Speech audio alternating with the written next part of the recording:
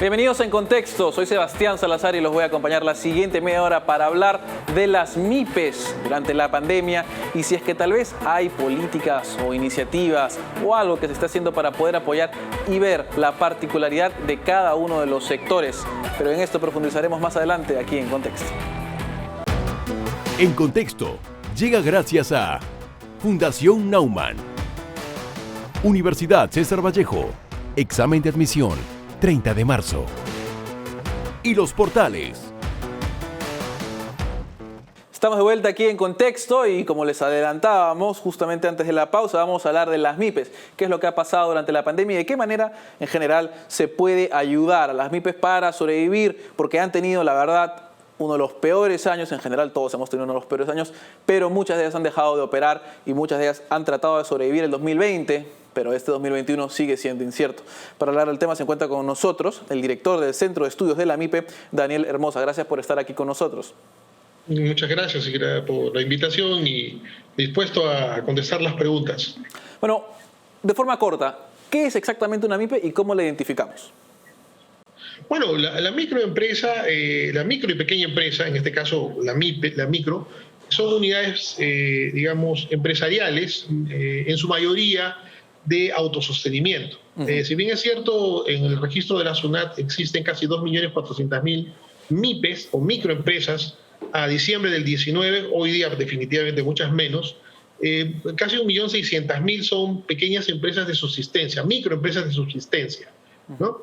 Pero son reconocidas como microempresas, aquellas que tienen RUS, ¿no? Aquellas que son, digamos, gente que ha sacado su RUS para poder realizar actividades económicas. Ahora, ¿cuál ha sido, digamos, porque se ha hablado mucho de la cantidad, y usted además lo acaba de decir, ¿no? Del registro del 2019 a lo que tenemos hoy en día, ¿de qué manera ha afectado a las MIPES y cuántas han dejado de operar a causa de la pandemia? Bueno, nosotros sacamos un estudio hace unas 5 o 6 semanas aproximadamente, en el cual hicimos una proyección con información primaria obtenida de los diferentes gremios a nivel nacional y obviamente comparando con la información histórica que tenemos tanto del Instituto Nacional de Estadística como de SUNAT. Y nosotros hemos determinado una cifra proyectada en alrededor de casi 500.000 de empresas que habrían salido digamos, de la formalidad por distintos motivos, pero básicamente por la imposibilidad de poder realizar su trabajo de comercialización o fabricación. Así que en este momento posiblemente sea mucho más después de la última cuarentena de este año, pero la cifra debe mantenerse alrededor del 500.000 de empresas que han salido, digamos, de la formalidad, tanto en la modalidad de quebrado como simple y llanamente ya se fueron a vender al mercado informal. Claro, claro, que dentro de todo entendería que es preferible lo segundo que lo primero, ¿no? Dentro de, digamos, tomando las cosas como están. Ahora, las medidas que se impusieron en ese momento, ¿cierto? Hubo el Reactiva, está claro que inicialmente llegó más rápido a las más grandes, porque además también las más grandes reaccionan más rápido, tienen más gente que puede hacer el trabajo a veces para acceder a los créditos y la información también llega más rápido. Estas medidas de Reactiva, Reactiva 2, Reactiva 3, ¿cuáles, digamos, bueno, no existe Reactiva 3, pero estas modalidades para generar soporte financiero, ¿de qué manera han ayudado a las MIPES? ¿Es suficiente eso que se ha hecho?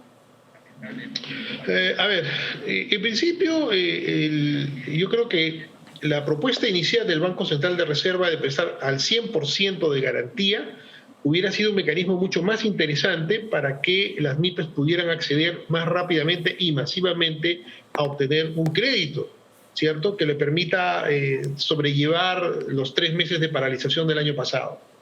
Pero no fue así. La banca insistió en asumir un 2% en algunos casos y en otros casos 10% de la responsabilidad de la garantía del préstamo. De tal manera que al final, por ese pequeño porcentaje, hubo la necesidad de una evaluación crediticia para poder acceder a ese crédito, a pesar de que el gran porcentaje estaba garantizado por el Estado. Y eso limitó el acceso a millones de empresas, ¿cierto? Entonces, solamente, pues, 500.000, según lo mismo que ha declarado el Banco Central de Reserva, accedieron a Reactiva.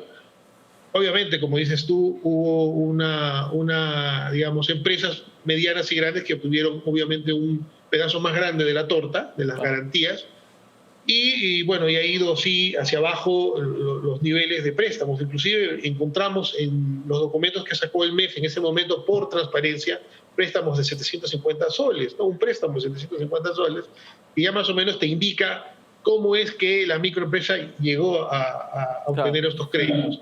Nosotros creemos que finalmente es insuficiente, y hoy día lamentablemente se convierte en un problema para aquellas empresas que accedieron al préstamo el año pasado, porque a partir del otro mes, abril, mayo, junio, van a comenzar a pagar estos préstamos, y como están las cosas, el gobierno ya reaccionó y ha alargado el periodo de gracia, ¿no? Lo que indica pues que la famosa reactivación por etapas que planteó el gobierno anterior no funcionó. Entonces creemos que ahora tiene que aplicarse una medida creativa para poder lograr un financiamiento rápido y directo y sin intermediarios, de tal manera que no nos sometamos a esa evaluación. Hoy día ha salido hace unos días cómo ha crecido la morosidad a nivel de empresas y de personas de manera increíble. Y esa tendencia va a continuar por la pérdida de empleo que en este momento estamos viviendo. Entonces, el panorama futuro es muy complicado, y probablemente el próximo gobierno va a recibir una bomba económica, ¿no? Una bomba económica de demandas y de pedidos que va a ser bien difícil que tenga pues mucho tiempo para reaccionar. Claro. Yo creo que ahí tenemos que hacer un esfuerzo todos de hacer planteamientos y dejar una hoja de ruta para el próximo gobierno que ayude y estimule otra vez la actividad económica. Y por supuesto, estamos todos sometidos a la santa voluntad de la vacuna, porque si no hay vacuna, tampoco pues la actividad económica se va a reactivar como nosotros desearíamos. No va más que reactivar, no va a regresar a la normalidad, ¿cierto? Que es lo que tenía, que tampoco es que era si mal no recordemos, no era la mejor economía que teníamos, ¿no? Habíamos ralentizado bastante, por lo menos al 2019. Ahora, tomando en cuenta lo que nos ha dicho, digamos, ¿qué significa cuando usted nos dice medidas creativas? O sea, ¿qué significaría una medida creativa para usted en este Bueno, nosotros el año pasado propusimos al gobierno una manera de financiar, digamos, a las empresas a través del combo reactivador, que era una propuesta que tenía, por ejemplo, un ingrediente de evaluación de impuestos, ¿no? Por ejemplo, hablemos de un ejemplo ficticio, la empresa X, durante los últimos 4 años antes de la pandemia, 19, 18, 17 y 16, hizo una serie de pagos por todos conceptos a SUNAT. Supongamos que fueran 10.000 en el 16, 10.000 en el 17, 10.000 en el 18 y 20.000 en el 19. Vamos a suponer que estamos hablando de 50.000 soles, que esta empresa durante 4 años anteriores a la pandemia contribuyó con impuestos por todo concepto al Estado. A partir de esta contribución, ¿cierto? El Estado fija un porcentaje de devolución. Es como que te devuelvo el impuesto, de que tú me pagaste, ¿cierto? Te devuelvo el impuesto. Pues ponte el 25%, ¿no? En el caso de los 50.000 soles, estás hablando de 12.500 soles, ¿no? Si es menos, de repente el porcentaje puede subir un poco más, no sé. Y es una medida creativa, obviamente. Entonces, de esta manera, sin necesidad de pasar por la banca, podríamos rápidamente financiar a todas aquellas empresas que durante los últimos 4 años antes de la pandemia contribuyeron con sus impuestos al Estado y por supuesto al ahorro, porque hoy día si no hubiéramos tenido los ahorros que tenemos, que es cierto de parte muy importante del sector minero, pero también parte muy importante de la micro y pequeña empresa. Entonces yo creo que esa sería una medida interesante para poder estimular,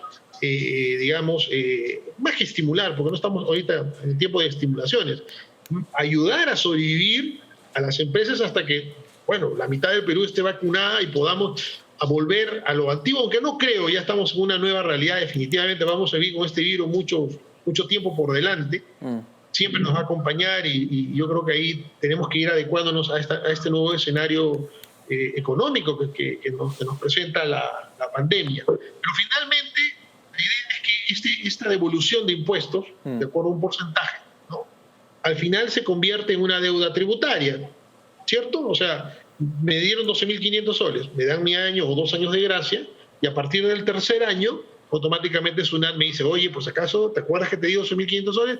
Bueno, te lo voy a fraccionar en 24 meses, págame 500 soles. puedo. Bueno, ya que sean 48 meses, 250 soles mensuales. Y el beneficio Pero además es tengo que devolverlo. claro, además el beneficio es que se mantiene de alguna forma la empresa en la formalidad dentro de todo eso, ¿no? Porque se mantiene. Ahora, y vamos a ir a una pausa en estos instantes, pero antes de eso lo dejo con la pregunta para que la vaya pensando.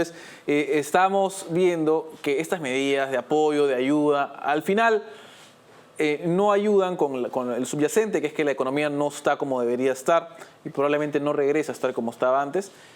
Más bien la pregunta es cuán frágiles quedan las MIPES de acá a los siguientes años. Me imagino que por lo menos el siguiente gobierno va a tener que contar con medidas para ayudar a la fragilidad de las MIPES durante los siguientes años. Pero bueno, eso después de la pausa. Nos vamos a una pausa, volvemos con más.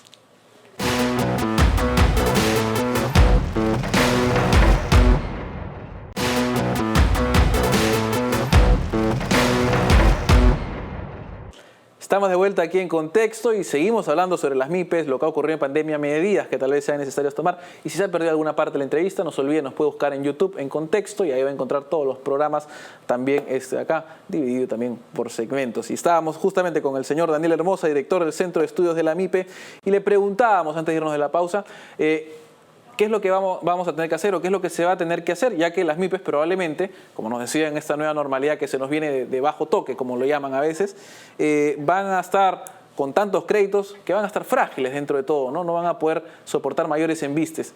¿Qué hacer en esa situación?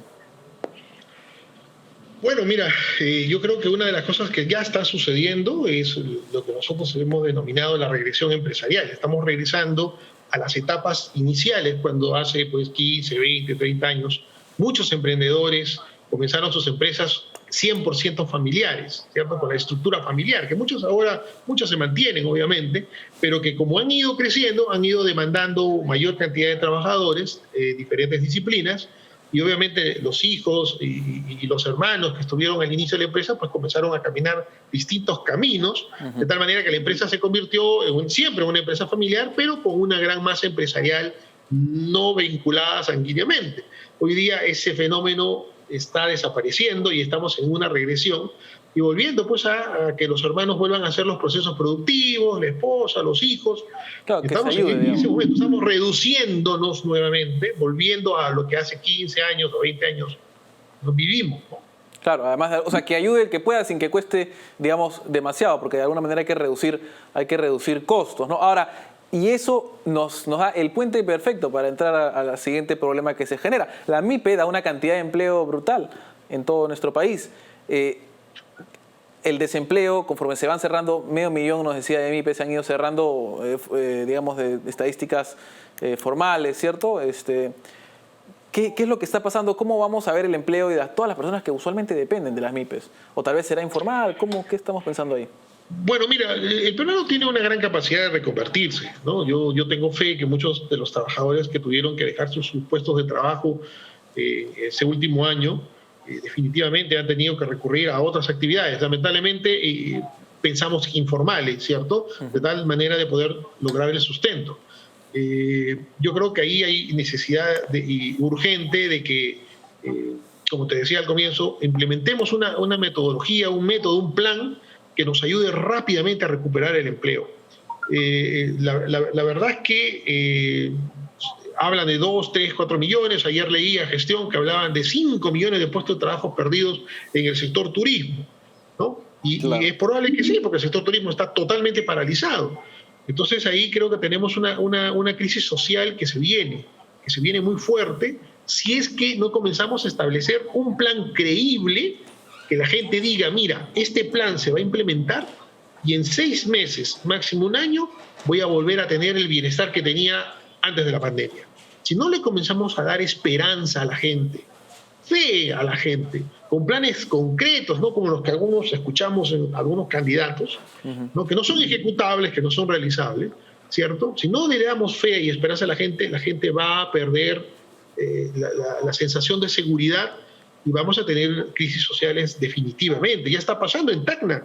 Hemos tenido una reunión la semana pasada con dirigentes del sur y la gente de Tacna, si no lloran es porque, en fin, o sea, porque tienen que dar, digamos, como dirigente la sensación de valor, pero la situación en Tacna es terrible. Ellos viven de de los miles de chilenos que pasan la frontera a adquirir productos, claro, ¿cierto? Y hoy día con la frontera cerrada, las MIPES de Tacna están sufriendo de una manera brutal. Por eso creemos de que, así como se aplican cuarentenas focalizadas, las medidas económicas deberían ser igualmente focalizadas y sectorizadas por sector económico, y no pues hacer una medida pues atalbarrás, a ver, agárrense quien pueda, ¿no? Como comentábamos hace unas horas con una persona, ha parecido una piñata el Reactiva, ¿no? Se rompió y todo el mundo, el que pudo, cogió lo que más pudo, y el que no cogió nada, no cogió nada, ¿no? Entonces esas cosas tenemos que evitarlas y tenemos que comenzar a hacer un trabajo serio, el sector público y el sector privado, diseñando políticas para salvar por sectores. Por ejemplo, ¿el sector gráfico lo podemos salvar? Yo creo que el sector gráfico está condenado por lo menos a reducirse a un 20% de lo que actualmente es. Más de 100.000 empresas en el sector gráfico. No puede haber más de 20.000 para poder estar estables en el mercado. ¿Y qué pasa con las 80.000 restantes? ¿Qué podemos hacer con ellas? Reconversión empresarial. Y además, y eso creo que tiene que ver, y nos estaba mencionando cuando daba el ejemplo de Tacna, ¿cierto? De que el giro de negocio de las empresas de Tacna tiene que ver con dónde se encuentran y qué es lo que hacen y qué es en lo que se especializan. Entonces, en una situación actual tiene que cambiar, o sea, tiene que girar, literal, en otra dirección. Y eso además habla de las políticas focalizadas, porque pensemos, también mencionábamos el turismo, ¿cierto? El turismo está concentrado en algunas zonas más que en otras, así de sencillo. Las medidas son distintas para, digamos, alguien que se encuentra en una zona más minera, que en una zona más turística, que en una zona, digamos, turística como viene a ser Tacna. Ahora, ¿hay alguna propuesta que usted haya escuchado, independientemente de quién sea el candidato o la agrupación, que sea sensata? ¿Y qué es lo que impide, por último, que haya un trabajo serio y que tome en cuenta, digamos, las realidades de cada zona y de cada tipo de trabajo? Bueno, empecemos de que los ministerios no están cumpliendo su labor. ¿Qué quiere decir esto? Que, por ejemplo, el Ministerio de Producción en este momento debería estar, con tanto personal que tiene, estando haciendo un monitoreo y un estudio permanente de lo que está pasando en cada sector de la producción. Yo me pregunto, ¿el sector metalmecánico en este momento está en crisis como los demás sectores? No, porque en este momento ellos han fabricado camas, han fabricado sillas, han fabricado camillas. Ha habido una alta demanda de productos metalmecánicos, ¿no? que ellos han tenido pues una crisis, mejor dicho, han pasado la crisis en mejor posición que muchos sectores, ¿cierto? Y ojo que ellos también han recibido Reactiva, y no está mal, ¿no? Bueno, no está mal, ¿no? Porque Reactiva no tenía ningún parámetro, claro, ¿cierto? Porque si hubieran dicho, oye, si tú los últimos meses has seguido facturando igual, no puedes acceder a Reactiva, porque has seguido facturando, pues si estás bien, ¿por qué vas a acceder a Reactiva? No hubo ese parámetro. Entonces entraron todos. Pero bueno, no estamos hablando de Reactiva, estamos hablando de que tenemos que analizar cada uno de los sectores y aplicar medidas diferentes, tanto geográficas como tú lo acabas de señalar, como el caso de Tacna, Cusco, Cajamarca, ¿no? Aquella Huaraz, ¿cómo estará Huaraz, Dios mío? ¿No? ¿Qué estará pasando en este momento con las empresas turísticas en Huaraz? ¿No? ¿Quién se ha preocupado? Dime, ¿algún gobierno regional se preocupa? Es lo que se espera, ¿no? Deberíamos comenzar a trabajar cosas sectoriales desde el punto de vista de sector, digamos, productivo o de servicio, y también desde el punto de vista geográfico. Ningún candidato, respondiendo a tu pregunta, le hemos encontrado una medida creativa. Ninguna medida creativa. Todo ese estímulo que sí hay que dar mucha plata, que voy a dar un crédito, 30.000 millones de dólares. Y, bueno, pues, pero es que si estamos hablando de créditos, los créditos hay que devolverlos, ¿cierto? Pero tampoco queremos que nos den bonos. Eso tampoco queremos. Lo que necesitamos es tener una planificación de acuerdo al escenario que estamos viviendo y el que se viene. Todos los planes de estímulo, digamos, de trabajo que tiene que hacer el Estado, tiene que hacerlo, pero no puede hacerlo con la facilidad porque aún estamos con la pandemia en la cabeza, como una espada de Damocles. Si en este momento yo genero, por cierto, un programa de empleo temporal en Lima, para que la gente salga y pinte, barra calles, etcétera, pues lo que voy a hacer es contribuir a que salgan y se enfermen, ¿cierto? Entonces, tenemos que comenzar a implementar medidas creativas. Y obviamente, ¿quién es, digamos, el catalizador económico en los países del mundo? La clase media.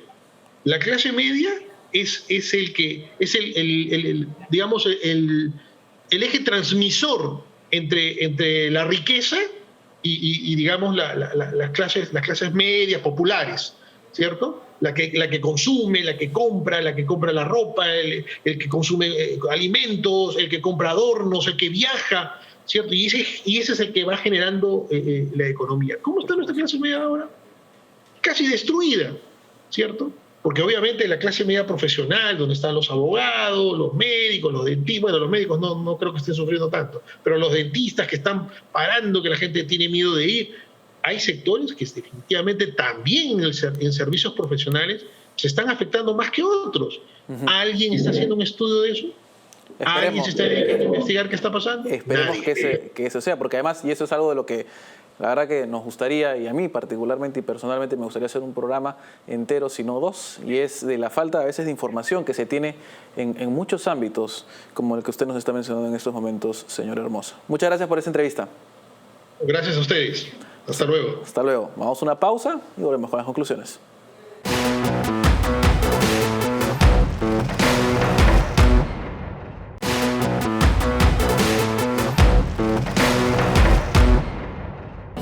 Estamos de vuelta con las conclusiones aquí en Contexto y como lo vieron, se necesita hacer un trabajo serio, se necesita hacer un trabajo que pueda ver las idiosincrasias de cada sector, de cada zona geográfica, de parte del gobierno y del Estado y en general de cualquier tipo de iniciativa que busque apoyar a las MIPYs que se encuentran en una situación de fragilidad financiera nunca antes vista. Millones de personas que se ven afectadas por esto y que han tenido que retroceder varios años en el avance que se había hecho en su actividad y para su familia. Y esto tiene además un efecto en el empleo brutal y sustancial. Por eso es necesario tener esta información y para informarse más, para saber más y para poder aprender todos esos temas, usted siempre nos puede seguir a través de YouTube. Solo tiene que poner en contexto a través del buscador, nos va a encontrar y puede ver todos los programas. Tiene estos de MIPYs, tiene una gran cantidad de programas, también tiene sobre salud y de todo más. Todo aquí en Contexto. Terminamos, nos vemos otro día. En Contexto llega gracias a Fundación Naumann, Universidad César Vallejo, examen de admisión 30 de marzo. Y Los Portales.